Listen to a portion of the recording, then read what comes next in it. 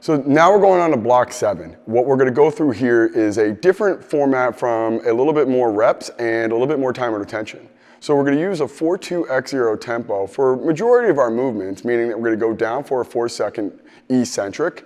We're going to pause in the contracted position, so when I'm lengthened or in the deep part of a squat. We're going to use a fast concentric on the way up, as always, and then we're going to pause. We're not going to pause in that rested position, just go right back through. The goal is to try to keep as much tension for as long as possible. So 5 sets of 8, 4-2-x-0 tempo. If you're keeping track at home, that's 6 seconds of time under tension per rep times 8. So it's going to get pretty high in terms of time under tension as well as total volume.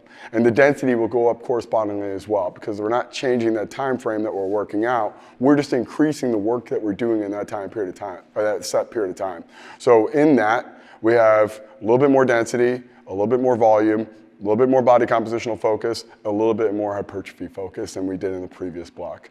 So we'll use some of the movements that we've done before, and we're just going to progress them with either a different implement or potentially a different loading position to try to stimulate a different adaptation. So for example, we might progress in terms of the landmine front squat to a kettlebell goblet squat. And the nuance might actually create a whole different stimulation. So we might be a little bit more comfortable here. I can lean in on that landmine where I don't have that luxury with the kettlebells. Might have to kind of support myself a little bit more. So that actually might be more stimulating or challenging. And then add into the extra element of a 4-2-x-0 tempo for 8 reps for 5 sets, it can start to add up.